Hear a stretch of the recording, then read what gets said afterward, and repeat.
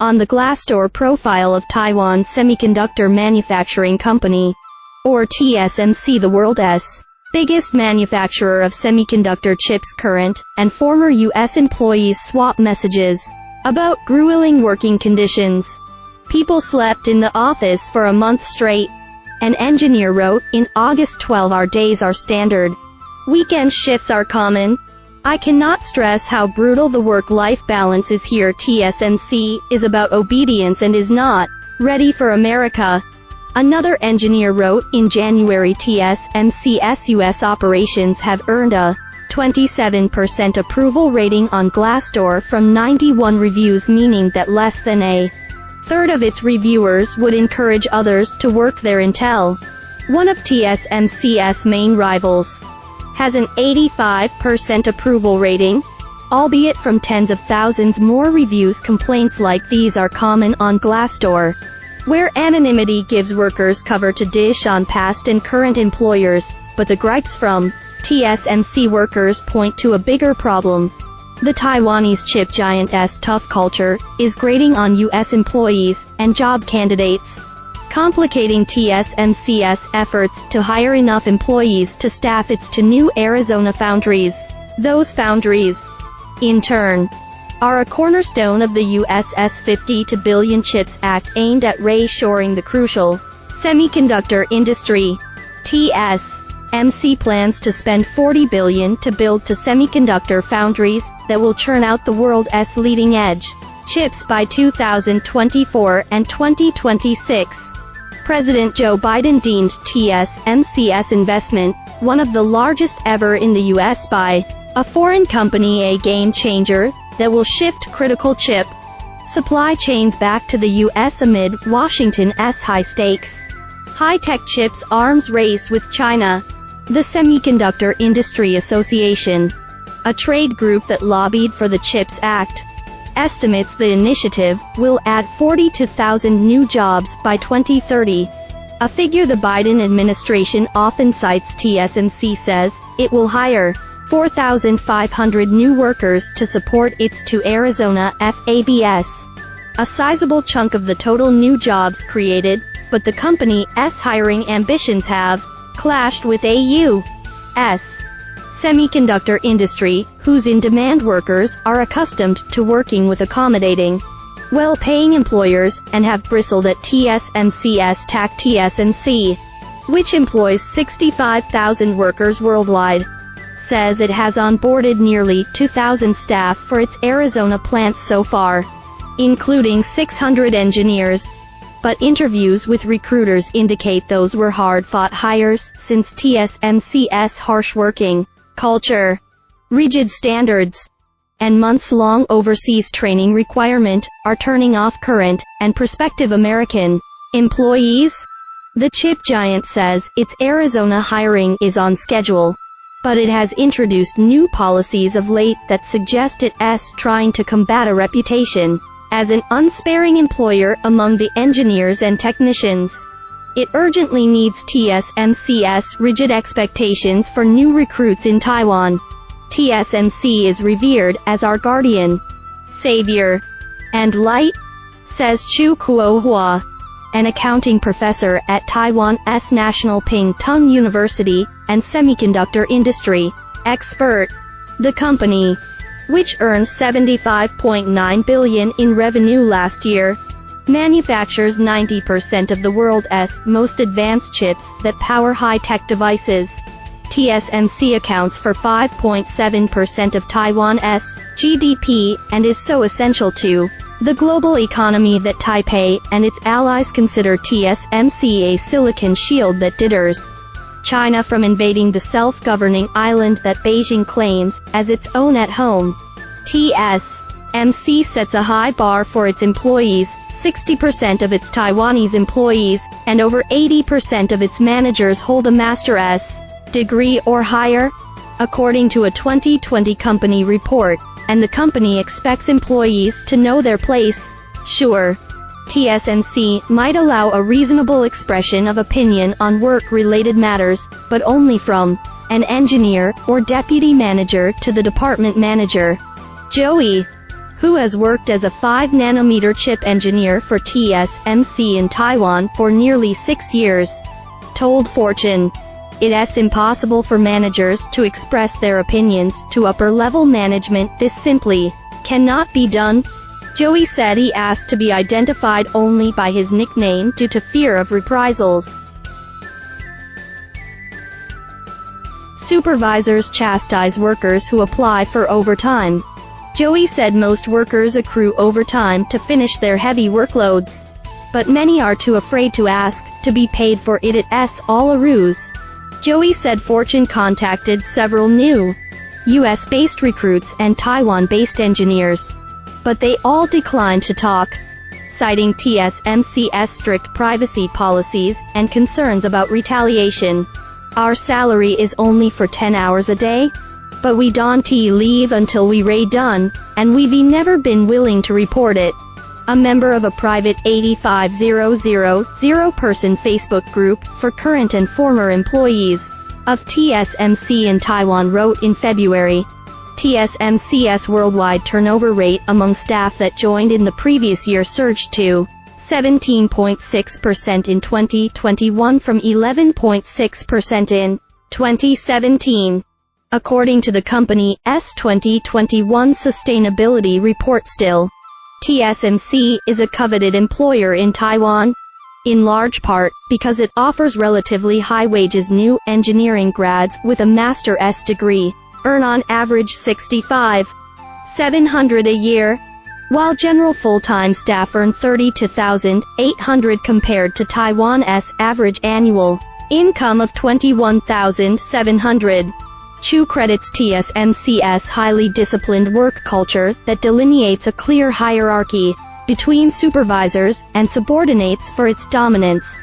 From 2021 to 2022, the Chipmaker's sales skyrocketed, and its revenue surged nearly 30%, reflecting the supercharged demand for chips during the pandemic. But TSMC's supremacy in pumping out high-tech chips isn't making up for the lopsided bargain it's offering highly educated candidates in the U.S. A rigid workplace with arduous training requirements in exchange for pay that's lower than rivals. TSMC doesn't need all PhDs. Taiwan's higher education system, where 31% of university students choose STEM majors compared to 17.5% in the US, has spoiled TSMC for jobs in its FABS. The company prefers candidates with PhDs and master's degrees more so than peers like Intel, says Dylan Patel, a semiconductor industry expert and author of the newsletter Semi-Analysis. Earlier this year, job listings for engineering roles reviewed by Fortune sought candidates with a PhD or master's degree. Some industry observers argue that TSMC's education expectations are unnecessarily high, especially in the US, where decades of offshoring chip manufacturing and the lure of Silicon Valley's high-paying software jobs have created a shortfall of hardware-focused STEM graduates. Consultancy Accenture argues that the US is facing an acute talent shortage across the entire value chain. It estimates that the US needs 70,000 to 90,000 highly skilled personnel to fulfill domestic demand for critical semiconductor applications alone. In sectors like aerospace, defense, and automotive's high-volume FABS demand some highly skilled workers, like engineers who research and develop technology to manufacture advanced chips. But the bulk of fab employees work on the production line and don't need more than a bachelor's degree, says Santosh Kurinek, a fellow and professor of engineering at the Rochester Institute of Technology. PhDs are necessary in the industry, but it doesn't need all PhDs. She says another challenge is compensation. TSMC pays up to $160,000 annually for PhDs with some good experience, says an Arizona-based CEO of a semiconductor recruitment firm hiring for TSMC. That same PhD can earn some $30,000 000 more at Intel.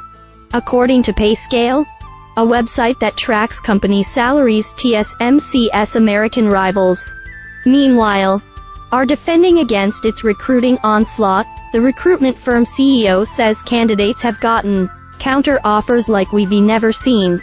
Intel is giving people $10,000 to $20,000 to stick around. We've lost people that way. Anyone who's talented and experienced is highly sought after and making a lot of money. The challenge has been finding folks at Intel and global foundries to make a move without breaking the bank at the same time.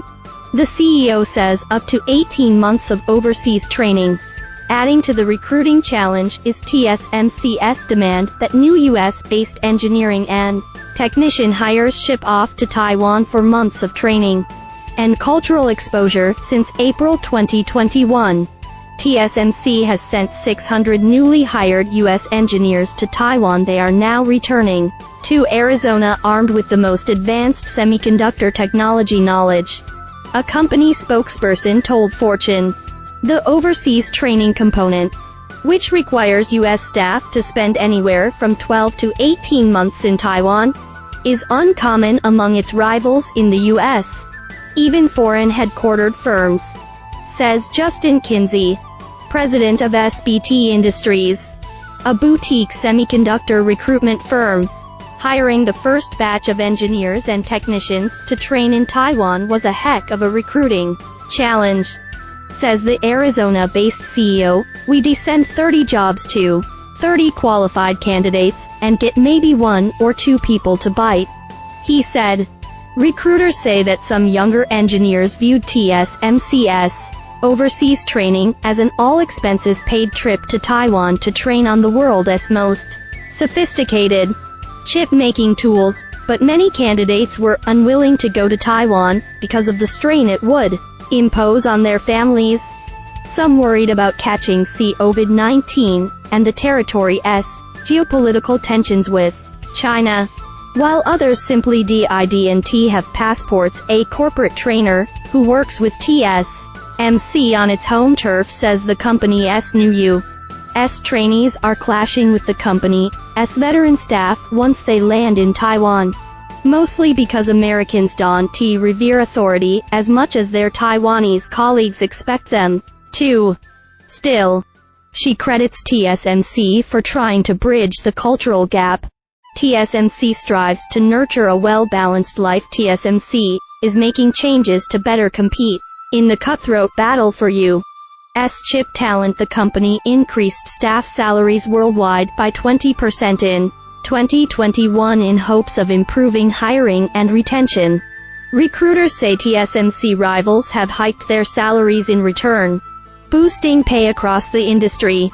TSMC says it encourages employees to nurture a well-balanced life, with its U.S. facilities offering fitness and health centers, a variety of activities and clubs, and a warm ambience.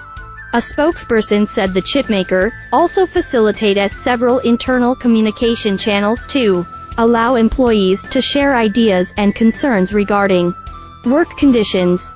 The spokesperson said, "We actively listen and provide change where needed." The company is also upgrading and expanding its Arizona training facilities, so fewer recruits are required to train overseas, but there will still be some roles which necessitate training on-site in Taiwan. The spokesperson said still, to attract the large numbers of skilled workers it needs, TSMC needs to focus on developing a culture where people want to work and stay, says a Midwest-based recruiter, who soon will start hiring for TSMC. Even Intel, an American company with all the benefits, compensation, and years of hiring expertise, will still have difficulties hiring. I can't imagine how much harder it's going to be for TSMC. TSMC founder Morris Chang, the man credited with establishing Taiwan's semiconductor industry, has repeatedly said that the company's success in Taiwan would be difficult to replicate in another country. The U.S.'s lack of manufacturing talents, as Chang put it, and its expensive production costs, Make TSMC S gambit. Particularly challenging chip costs in Arizona are 50% higher than in Taiwan, and Chang recently warned they could double in US view. TSMC's decision to expand US production is not economically rational, but the plan's geopolitical value to the US and to Taiwan, in the event of any conflict with China, may make it too important to fail.